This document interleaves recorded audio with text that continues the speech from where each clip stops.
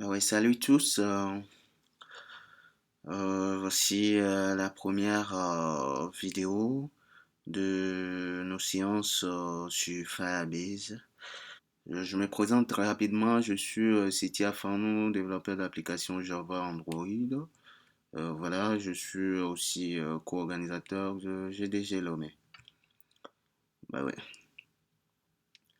Bon, développer une application ne devrait pas vraiment exiger la gestion d'infrastructures très, très complexes, puisque vous savez tous que bon, avoir une idée d'application, commencer par travailler dessus et le déployer finalement nécessite de passer par plusieurs étapes sur plusieurs architectures.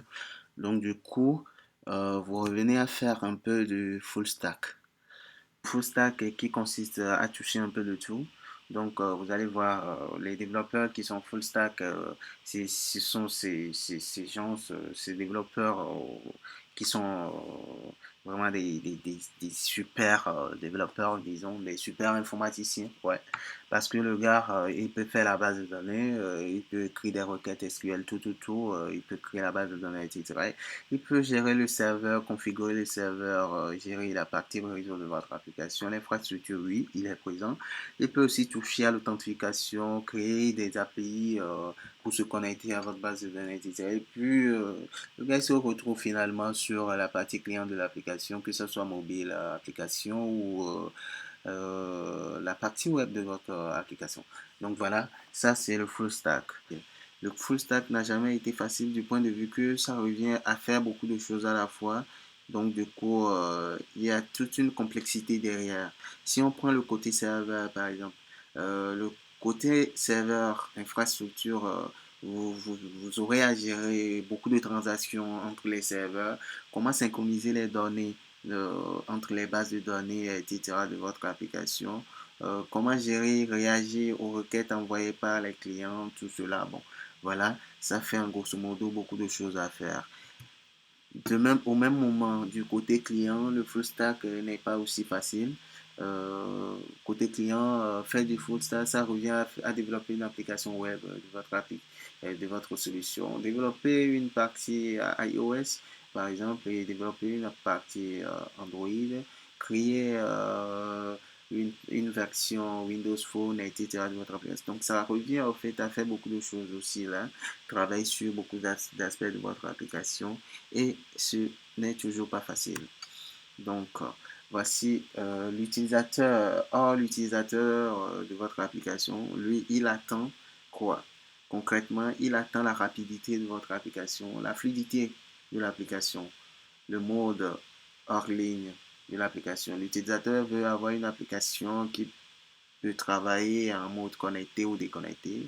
Donc, du coup, si il a des trucs à faire dans l'application, des fonctionnalités qui sont utiles en mode offline, il peut pouvoir les utiliser. Euh, L'utilisateur a besoin d'une application multiplateforme. L'utilisateur peut pouvoir utiliser votre application sur, par exemple, la plateforme Android. L'application est disponible, il l'utilise, il est vraiment intéressé par des fonctionnalités dans l'application. Du coup, l'utilisateur se retrouve dans un endroit sans son téléphone Android et il a un iPhone ou un PC sur lui et il a des données dans l'application. Il fait comment? Si l'application est du moins multiplateforme, il peut se connecter très rapidement sur le device qui est disponible pour pouvoir accéder à ces données dans l'application. Donc, ce qui fait que rendre l'application multiplateforme est très très intéressant euh, pour l'utilisateur. L'utilisateur veut une authentification assez simple. Une authentification assez simple, c'est une authentification très très fluide, une authentification qui ne requiert pas assez d'informations de l'utilisateur, ne demande pas des informations privées de l'utilisateur. L'utilisateur, malheureusement pour vous, ne s'intéresse pas vraiment au backend de votre application.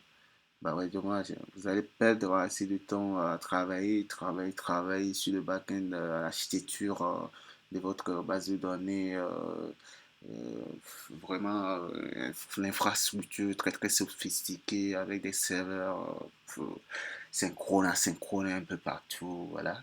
Donc, l'utilisateur n'a vraiment pas besoin d'un back-end très sophistiqué puisque bah, il n'a rien à foutre là-dedans. Lui, c'est l'application, c'est la partie cliente qui l'intéresse. Donc, vraiment, c'est pas la peine de perdre assez de temps là-dessus. Donc, Google nous propose Firebase. Firebase qui est un backend temps réel pour votre application. Nous allons faire une petite introduction de Firebase. Firebase, c'est tout simplement une solution clé en main qui fournit des outils et infrastructures nécessaires pour développer des applications web et mobiles de qualité avec la synchronisation instantanée des données et évolutive. La partie développe des fonctionnalités de Firebase vous offre quoi? Cette partie vous permet de créer des applications de qualité. Mhm. Vraiment, vous développeurs, cette partie vous insiste à oublier carrément l'infrastructure de votre application, puisque c'est géré par Firebase. Donc, de vous concentrer uniquement sur la partie cliente de l'application et de pouvoir déployer des applications sans bug. Cette partie, ça consiste à l'acquisition des utilisateurs dans votre application, l'acquisition d'utilisateurs, aussi la rétention des utilisateurs au bon moment dans votre application. Et la dernière partie, c'est la partie N. La partie N vous, vous permet de gagner de l'argent via la publicité. Donc, le réseau publicitaire mobile de Google, qui est AdMob, a été intégré dans Firebase pour vous permettre vraiment de suivre, euh, de manière très très efficace l'affichage des publicités dans votre application, de pouvoir les optimiser, de servir la bonne publicité aux bons utilisateurs, etc. Dans les détails, voici un peu à quoi représentent euh, les services et les différentes fonctionnalités qui sont intégrées dans Firebase. Donc, nous avons la fonctionnalité Real-Time Database. La fonctionnalité Real-Time Database, cette fonctionnalité qui nous propose une base de données NoSQL hébergée dans le cloud. Donc, c'est une base de données temps réel en fait. Une base de données temps réel qui vous permet de faire des synchronisations sur tous les appareils connectés à votre application en millisecondes. Et les données sont disponibles en offline et en mode connecté en fait. Donc, vous pouvez travailler, sauvegarder, effectuer des requêtes que l'application soit connectée ou déconnectée. Donc, bon. Par la suite, nous avons la fonctionnalité authentification. L'authentification, ça consiste en quoi réellement? L'authentification, ça consiste à gérer l'authentification, à prendre en charge l'authentification de votre application. Donc, Firebase va gérer tout ce qui concerne l'authentification. Vous vous proposez juste l'interface utilisateur pour pouvoir récupérer les informations d'authentification et l'authentification est effectuée en gros par Firebase. Donc, cette authentification prend en charge l'authentification par email, mot de passe, l'authentification via des hôtes tierces Donc, parmi les hôtes qui sont supportés, nous avons le Facebook hôte, nous avons le Twitter hôte, GitHub, Google Sign. Donc, bon. Et vous pouvez aussi intégrer des systèmes d'authentification customisés.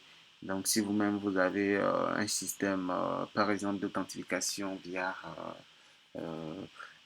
SMS ou un système que vous-même vous avez développé, que vous voulez utiliser, vous êtes libre de pouvoir l'intégrer euh, dans votre application Firebase. Donc, par la suite, nous verrons la partie Cloud Messaging. Cloud Messaging de Firebase. Cloud Messaging, vous le connaissez très bien. La plupart des gens, on le connaissait sous le nom de GCM, qui était le Google Cloud Messaging, qui a été transformé, en fait, bon, renommé, disons, en Firebase Cloud Messaging. Donc, c'est cette fonctionnalité qui vous permet de diffuser, de recevoir des messages et des notifications gratuitement dans votre application. Vous pouvez envoyer des messages en amont ou en aval et c'est illimité. Donc, par la suite, nous avons le storage. Le storage, c'est cette partie de Google Cloud qui vous permet de pouvoir sauvegarder vos fichiers. Donc, avec Firebase, vous pouvez sauvegarder des fichiers, accéder à ces fichiers dans votre application en toute tranquillité, de pouvoir les modifier, supprimer, etc. Vous, vous avez aussi la partie hosting.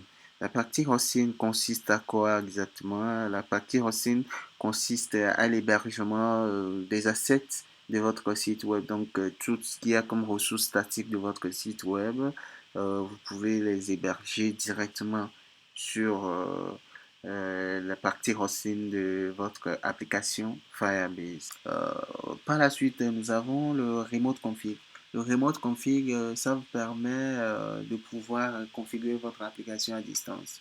Vous savez, la plupart du temps, nous déployons une application nous déployons notre application avec des configurations euh, qui ont tendance à évoluer au fur et à mesure. Donc, à tout moment où vous voulez modifier les configurations, vous les modifiez, vous êtes obligé de redéployer une nouvelle mise à jour de votre application et les utilisateurs doivent le mettre à jour à leur niveau. Or, au cas où l'utilisateur ne met pas à jour l'application, il n'aura pas vraiment les nouvelles configurations de votre application. Donc, via le remote config de Firebase, vous pouvez maintenant gérer la modification de ces configurations à distance et instantanément. À tout moment où vous modifiez les configurations, c'est pris en compte automatiquement sur les clients connectés. Et vous avez la partie test lab pour pouvoir gérer les tests automatisés sur une multitude de devices. Euh, Vous avez la partie crash reporting. Crash reporting qui vous permet de recueillir des informations sur les bugs qui surviennent dans l'utilisation de votre application. Donc, ces informations contiennent vraiment des données très, très précises. On attaque la partie gros. La partie gros, nous avons la notification qui vous permet de gérer très facilement les campagnes dans votre application. Donc, de planifier et d'envoyer des messages, des notifications push aux utilisateurs pour pouvoir les retenir dans votre application, leur servir les bonnes informations au bon moment. Voilà. Donc, vous avez aussi le App Indexing. L'app indexing, c'est ça qui vous permet au fait de pouvoir servir des contenus de votre application dans la base de données de Google Search. Donc, vous pouvez, via l'app indexing, permettre à ce que votre application soit accessible dans l'autocomplétion des recherches dans Google. Donc, pour pouvoir accéder très rapidement à votre application. Donc, ce qui améliore vraiment beaucoup le ranking de votre application sur Google et sur Google Play Store en général. Donc voilà. Vous avez le Dynamic Link. Le Dynamic Link, Dynamic Link qui vous permet de générer des liens dynamiques de votre application, de pouvoir les partager. Et Firebase gère derrière euh, l'auto-redirection, la redirection de ces liens vers le bon lien. Et par la suite, nous avons cette partie des fonctionnalités qui est Invite.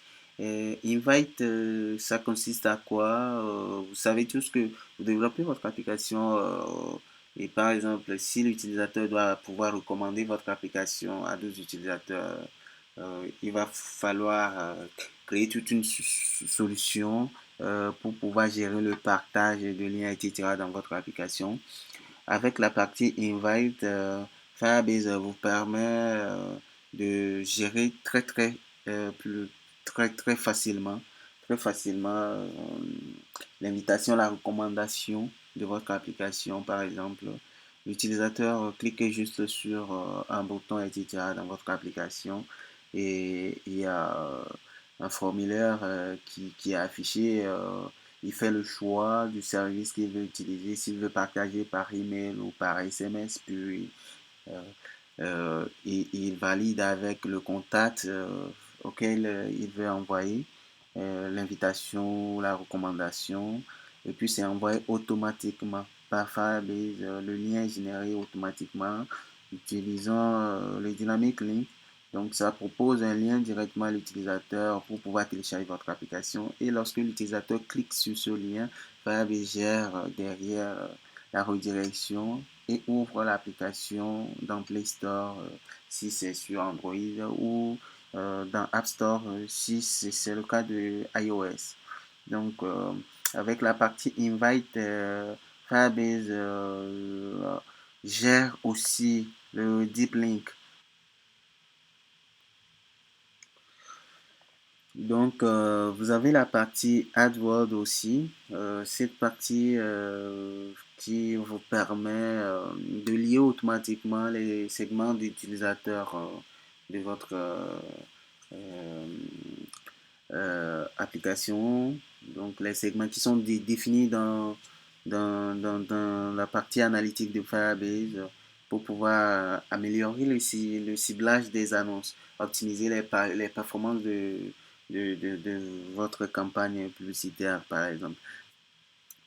Donc, en gros, voici les services, les différentes fonctionnalités qui sont intégrées euh, dans cette solution proposée par Google. Donc, cette solution est enfin disponible pour des applications web. Donc, vous avez l'API JavaScript qui peut être utilisé, le SDK JavaScript. Vous avez l'SDK Objective-C et puis Swift qui sont disponibles pour les développeurs iOS. Et vous avez l'SDK Android, Java Android pour les développeurs Android. Donc, bon, il y a pas mal de,